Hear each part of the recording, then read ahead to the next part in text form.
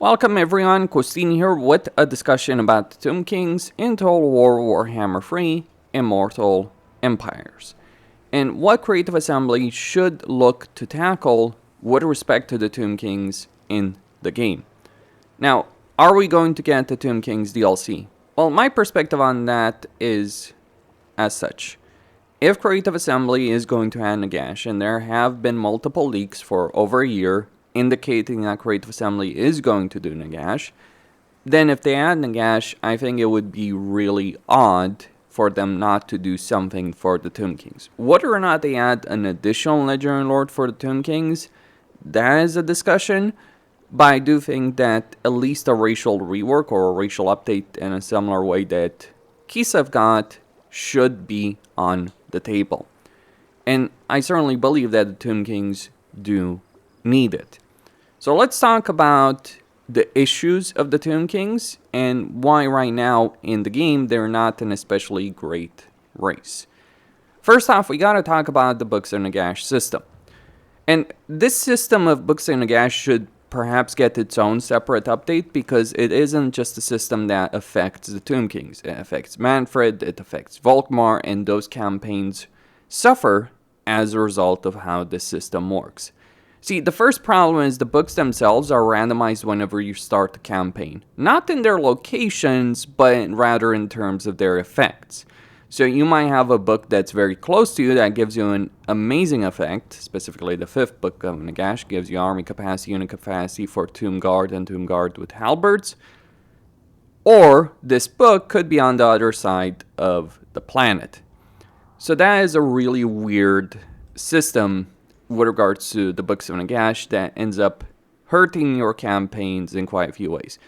It really means that whenever you're starting a campaign where you have the system of Books of Nagash, you pretty much want to start a campaign over and over and over again until you get some good books, or at least one really good book, close enough to you.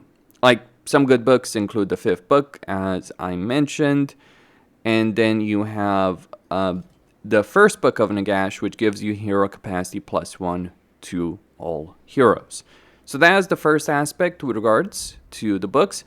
The other aspect is how you gain the books. Think of Fork's system of gaining those legendary dwarven artifacts. Or think of the Chaos Dwarves in Realms of Chaos. You can get those artifacts either by taking a settlement yourself or defeating a rogue army. But if we're talking about settlements, you can either do it by taking it yourself or getting a military ally in a settlement like that and ensuring a success through it. Whereas the books, you do have to conquer these settlements yourself. Which means that if you're playing any campaign with books, you may end up having to fight factions, and you will end up having to fight factions that you may as well just be allied with. That's one of the first issues in the Tomb Kings, and one of the fundamental issue with the Books of Nagash.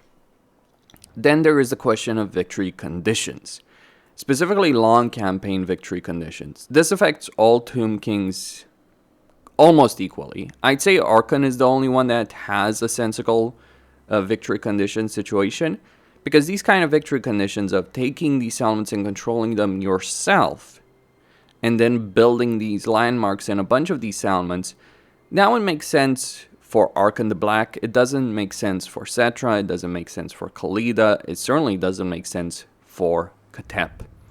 Because it means that even factions that from a lore perspective were allied or worked together, like Khalida was literally a vassal of Settra.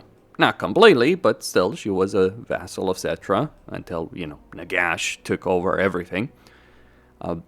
But it does mean that you're gonna be forced to wipe out factions that you might as well be allied with. Or vassalize them. Because that's another thing to be said about the Tomb Kings. The Tomb Kings have an extraordinary level of power in the sense that they have diplomatic vassalization available to them. So that means even factions that you don't get along with can become your vassals, but you're pushed into this situation because of those victory conditions, and also the Books of Nagash, though you can manage that. But you're pushed in this situation in that direction of wiping out these factions and taking those territories for yourself.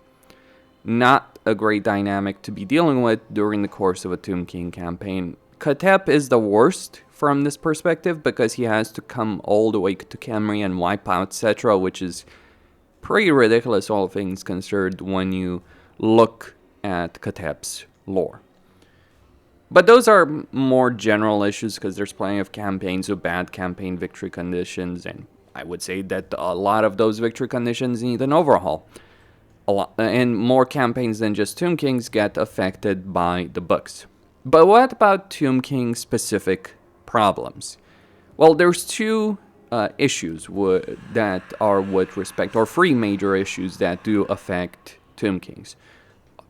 Army capacity, unit capacity, and hero capacity. So, with Tomb Kings, by default, unless you're playing Archon or unless you get the 5th book of Nagash, you only have one army available to you, your legendary Lord army, from the beginning of your campaign. The way you unlock more armies, well, there's a book, you can play Archon, or you can do research for a dynasty, or use the mortuary cult to increase army capacity over here, as well as hero capacity. There's a bit of a problem with the mortuary cult, in the sense that that requires a significant amount of canopic jars, and it's an escalating cost. So the more upgrades you get, the more canopic jars you have to spend. Well, the issue with canopic jars is as follows. You can only gain 30 of these as a post-battle option, and you have to sacrifice gold or replenishment in order to get those canopic jars. You do end up in a situation where you have more canopic jars than you care to spend later on in a campaign, but early on in a campaign, you're sacrificing quite a bit of money, actually, in order to pick up those canopic jars that you want. The alternative, of course, is research. And the way the research ends up working is you spend 14 turns to do a dynasty, you get one army capacity through it, as well as a couple of hero capacities as well, some for, one for canopic jars, 2 for gold. And you can also get unique lord for each dynasty. Okay, here's the problem that gets created due to the way army capacities work. When you have unit capacity and your units are limited, you might think, okay, I'm just going to recruit a bunch of elite units, a couple of elite units combined with a bunch of things like skeletal spearmen, right, in an army. Or I'll vary my armies between elite units and not so elite units. But that doesn't work with the Tomb Kings because of the hero capacity and army capacity situation. See, in a Tomb King campaign, because you have so few armies, then instead of, varying your armies in a way that, say, Chaos Dwarves do, you end up in a situation where you're always going to focus on getting as many elite units as possible. So specifically, you're going to focus on Tomb Guard, you're going to focus on Yolosapien, and then you're going to focus on one construct. You might get a bunch of Tomb Scorpions just because they're, available in a campaign, but that is roughly it.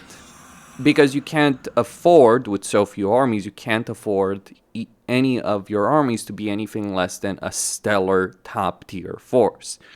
And that does work, for the record, for what it's worth for a Tomb Kings, because unit recruitment is free, but it means a lot of the unit choices that you do end up having in a Tomb King campaign end up just dying.